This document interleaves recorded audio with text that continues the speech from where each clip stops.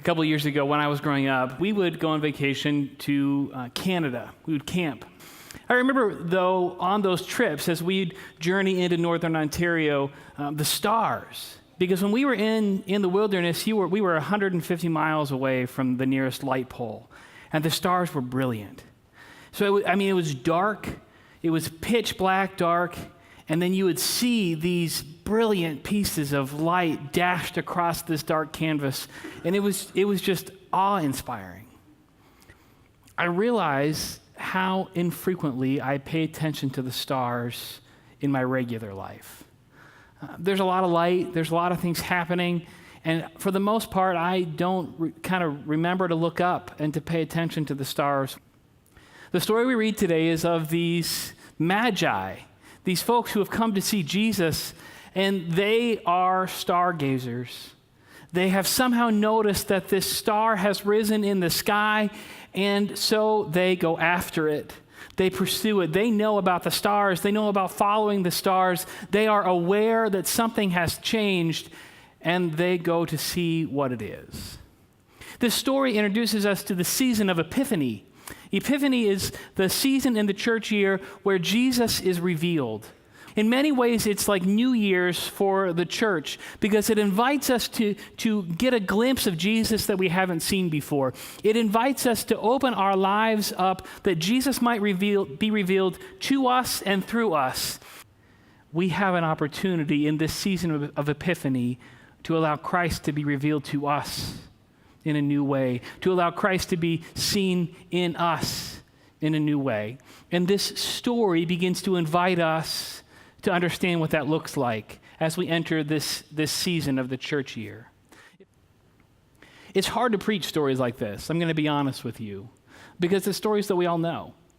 And when we preach these stories of the wise men who come to the manger, and we preach the stories of the star that illuminates the sky, it's hard for me to preach because in many ways I think, well, we've heard that story before.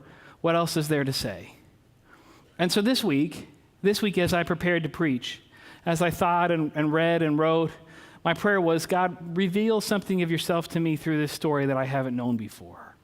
And I'm going to be honest, my prayer for all of us today is that somehow God would reveal something of God's self to us in this story that maybe we haven't heard before, so that we can continue to dive deeper into the story of God that leads and guides and directs us. One of the ways that Christ is revealed in this story right off the bat that we need to keep an eye on is the fact that Jesus is revealed to these magi, to these people from the east. Matthew's gospel, where we find the story of the Magi, is written to the Jews. And Matthew wrote it particularly with the Jews in mind. The structure of the gospel mimics the Torah. The whole point of Matthew's gospel is to show Christ as interacting with the Jewish people. So it is surprising, to say the least, that this is the gospel where we find the story of the Magi, of these Gentiles, of the outsiders, of the people that in all likelihood would have not been invited to the party. You see, what Matthew is trying to help us understand, and I think what we need to understand right off the bat, is that Christ is revealed to surprising people in surprising ways. Christ is revealed to the people we would least expect, friends, and everybody is invited to the party. My daughter, Kylie, is 7. If you have met her for any period of time, she likely has invited you to her birthday. It's not just like in the month before her birthday or in the 6 weeks before her birthday. Kylie will invite you to her birthday all year round. God invites everybody to come to the birthday party. This is the nature of how God works. God puts a star in the sky so that the Magi, these people who have been looking for and longing for a star that's to show them the way to the Messiah, these Zoroastrian priests who followed a completely different kind of religion, notice the star in the sky and they realize that this is their invitation. Christ is revealed to everybody, to all people, regardless of whether we think they should be invited or not. Now, church, this hits us because we're really good at insiders and outsiders in church. everybody is welcome to the party. And if we're going to be people through whom Jesus is revealed, we need to begin to live in such a way that welcomes everybody. The wise men begin their journey, and they go to Herod because they figure if a king was born, it would be in the palace. And friends, I'm going to be honest with you, I can't shake Herod this week. I thought I'm not going to preach about Herod, and I can't shake Herod. Because there's something so significant about this exchange that they have. As the Magi come to Herod and say, we're here to see the king, and suddenly Herod's whole world is starting to quake and shake. Herod sees this infant king, this baby king born in a manger as a threat to his rule and reign. Herod begins to see this infant baby king as a threat to his way of being, as a threat to national security. And so Herod begins to make some decisions that are going to allow him to get rid of the king. And if you read on in Matthew 2, Herod does some terrible things. He commits infanticide. He goes and kills all of the babies that could be this king in order to make sure that his way of doing things, that his rule and reign is not disturbed. Herod is the epitome of evil. Herod is the epitome of evil.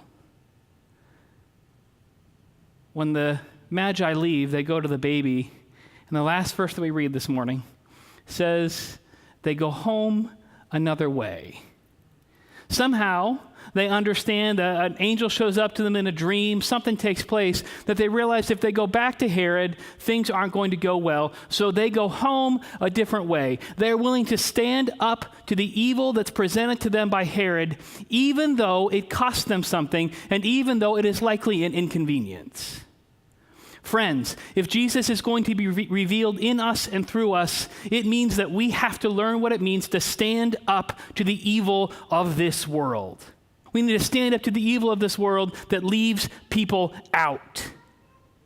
Because when we stand up to the evil of the world, when we stand against the evil of the world, Christ is revealed in us and through us.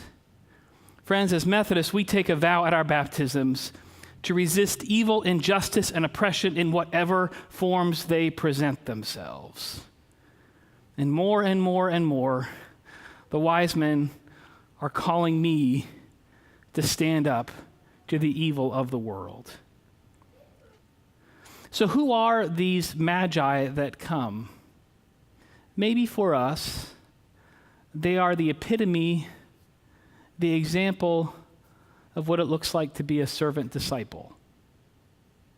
Maybe they are the ones who keep their eyes open for the work that God is doing, for the star that appears. And when they see it, they know it, and they go. And they go on a journey that may not be easy or simple, but it's a journey that leads them to this baby Jesus. Maybe they are an example because of their generosity. Maybe they are an example because of their worship. Maybe they are an example to us because their names are not known, but their act of worship is. Maybe they call us to be people who serve, who go when God calls us to go. Maybe they call us to be people who are deeply generous and deeply caring of the other. Maybe they are people who call us to a different kind of life. You see, friends, when we go, when God calls us to go, when we bow our knees in humble worship before this child king, when we offer with generosity all that we have to give, Christ is revealed through us. Christ is revealed in us.